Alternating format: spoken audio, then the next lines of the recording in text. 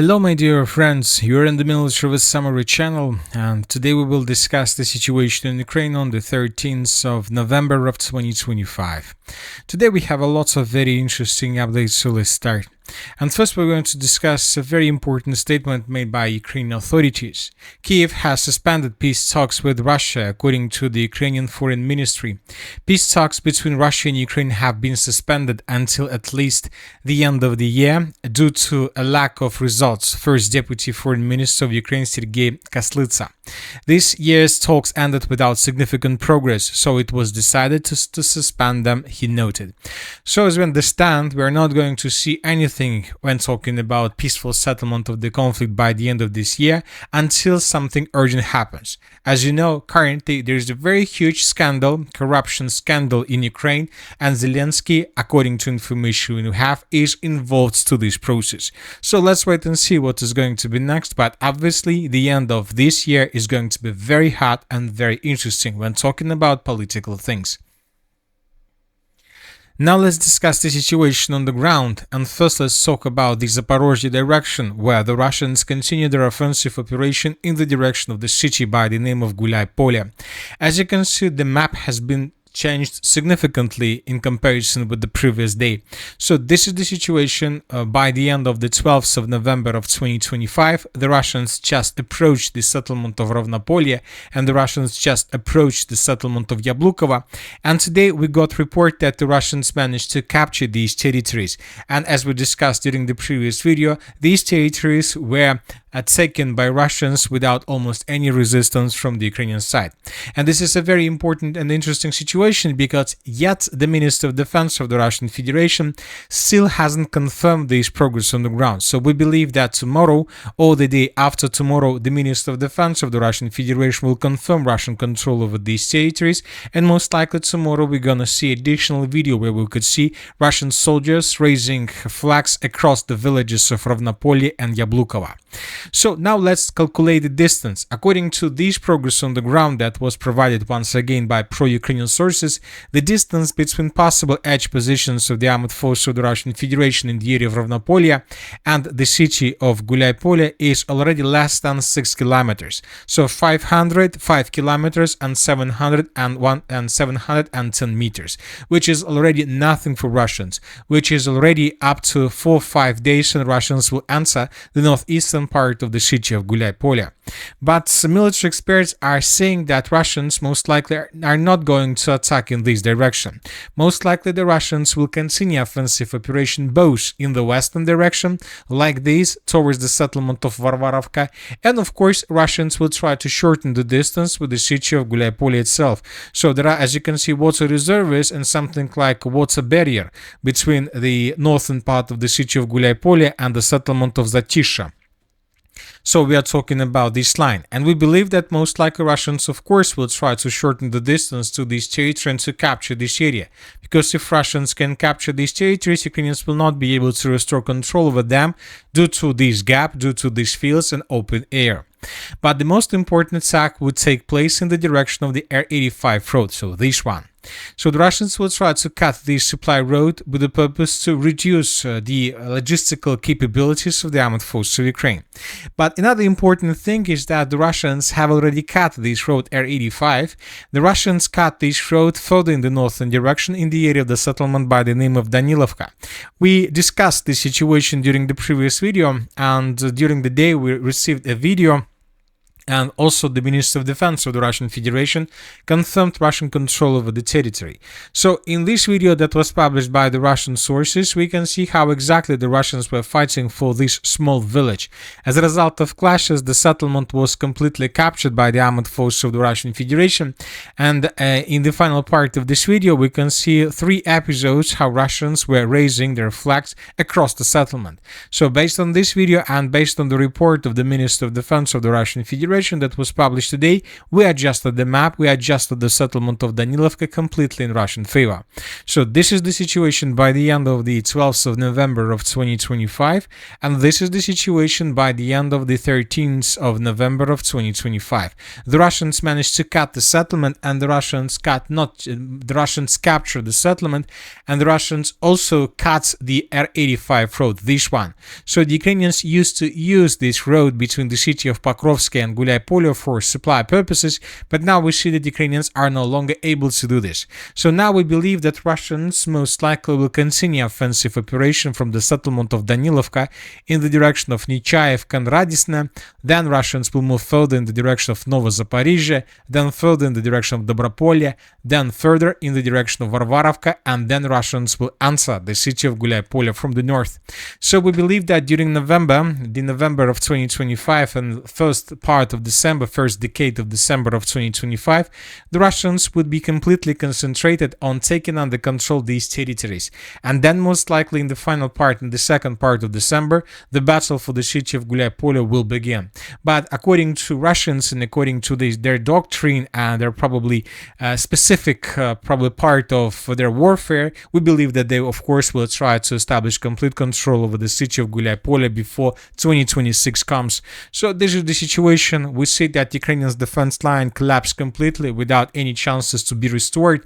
Now Ukrainians believe and they hope that they will be able to stop the Russians along this river, the river by the name of Huliaipole. And as you can see, there is a dense network of the fortifications along this river from the south, from the city of Huliaipole in the northern direction towards the settlement of Danilovka. So Ukrainians will try to hold the Russians here, and we'll see whether the Ukrainians are able to do this or not. Because if Russians are able to cross the river, to cross this dense network of the fortifications, and to enter this Zaporozhye operational space, then from this foothold, from let's say this red line, telling the truth, nothing will be able to stop Russians. They will be able to continue moving further in the northwestern direction towards the siege of Zaporozhye and outflanking positions of Ukraine army in the area of Orekhov. So this could be a complete disaster, and this disaster most likely we're going to start watching very, very soon. Now let's talk about the Dnipropetrovsk direction. We start talking about this area recently, and we started talking about this direction because during the previous several days during this week, the Russians improved their position significantly. The Russians began offensive operation, and they are already on the territory of Huliaipole, which is a part, let's say, of the settlement of Velikomikhailovka. It's the southern part of this huge, let's say, combination of two villages.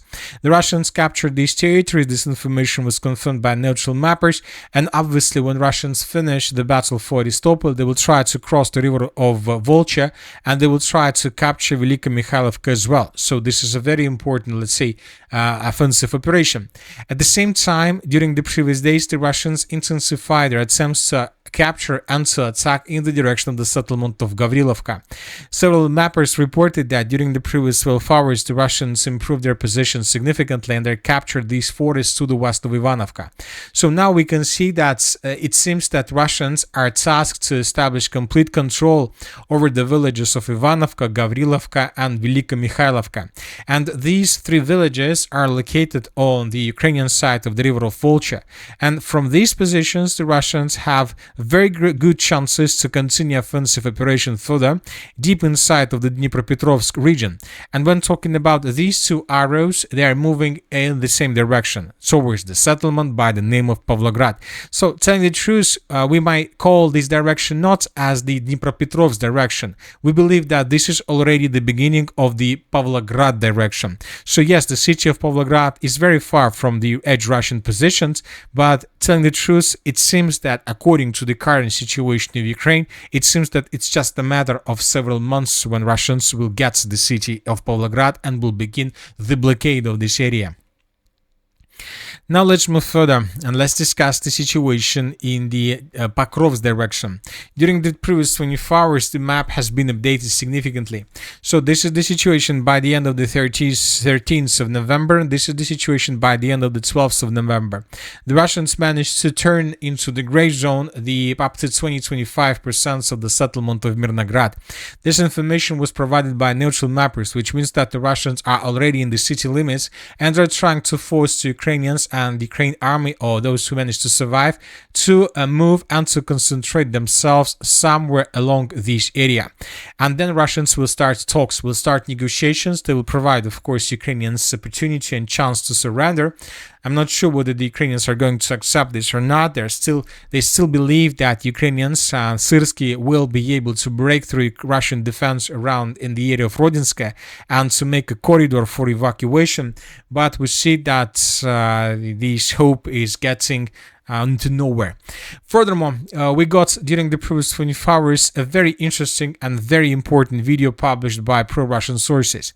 In this video, we can see a Russian drone that was flying above the main supply lines, the main tree lines, and the main infrastructural objects across the city of Pokrovsk. And here we can see tens of vehicles of the armed forces of Ukraine that were destroyed as a result of entering the Pokrovsk Killzone. So all these vehicles were destroyed by Russians with FPV drones, with different drones, when the Ukrainians were trying to bring additional reinforcements and reserves, or probably to evacuate. So dozens of vehicles of the Western productions. The video length is 4 minutes and 54 seconds. Some sources stated that they managed to count more than 50 vehicles destroyed by Russians. So we will not watch the video till the end, but this is another cemetery, another square of destroyed vehicles of the Western production. So this is the price that Zelensky and Syrsky paid for the Pokrovsk defense operation. And obviously, when Russians will secure this area with fully loaded with weapons, with fully loaded production of tanks and arms, and Ukrainians without anything, of course, the special military operation, the second stage, the stage after Pokrovsk, could be completely different with everything that we used to see in 2023 and 2024, when Ukraine army was more or less strong. Now we see that this strong army is disappearing. So, of course, I'm not saying anything because, for example, Zelensky stated today that he needs 160 billion of US frozen assets, because these frozen assets, this 160 billion, can help him, can help Ukraine to survive. And for this money, Zelensky will be able to buy and to purchase additional arms and weapons. And maybe this will allow Ukraine to survive for another year. So Zelensky waits for one thing. He is waiting when Russian economy will collapse. But it seems that it will never collapse at all. But this is that Zelensky is expecting. And so that is why he needs another year. But it seems that he will not get anything. As for the Shakhovo pocket, during the previous 24 hours, both the Russians and the Ukrainians improved their positions. Ukrainians managed to recapture additional positions to the west of the settlement, and Russians, according to different mappers, managed to establish control over this dense network of the fortifications. So this is a very important progress on the ground. Ukrainians, furthermore, were encircled on the city of Shakhovo itself, and today we got this video. And the Russians, when they were making this video, were very surprised, and telling the truth, they were they didn't expect this. In this video, we can see a Ukrainian soldier that during the daylight was moving across the settlement of Shakhovo, right exactly in the cauldron. As you can see, the village was already reduced to ruins by the time he was moving, and the Russians didn't expect. And telling the truth, I believe that of course, we can't see this during this video, but I believe that this soldier have already lost his mind. So this is the situation of the Shakhovo cauldron. The Russians were reducing this territory probably since the beginning of probably October or even September.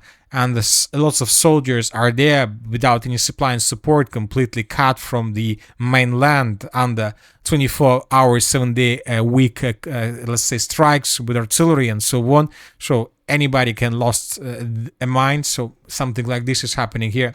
We believe that Ukrainians will not be able to unblock the settlement of Shakhovo. Russians most likely will establish complete control over the territory in coming days or hours. Ukrainians will be able to get very close, but I'm not sure that anybody will be able to, let's say, escape this small village. Now let's move further and let's discuss the situation in the serious direction. During the previous 24 hours and right before we started making this video, several mappers, several pro-Russian resources made very interesting changes. So according to these changes, we will discuss them now, tomorrow in more details. The Russians managed to establish complete control over this dense network of the fortifications to the east of the city of Siversk, which means that the Russians are ready to begin their major and full-scale offensive operation in the direction of the city of Siversk itself, and most likely this offensive is going to start very soon, very soon. I won't be surprised if the city of Siversk falls in Russia's hands before the end of this year. Furthermore, another important update from the Liman direction, that was published by a pro-Russian source, is coming from the area of Novoselovka, Drobyshevo. So, some very reliable pro-Russian sources reported that as a result of offensive operation, the Russians managed to improve their positions between settlements of Drobyshevo and Yarova. Furthermore, according to very reliable pro-Russian sources, they managed to cross the river Voskol and to answer the settlement of Prishiv, which is located already on the Ukrainian side of the river of Seversky Donetsk. So this is the river of Seversky Donetsk.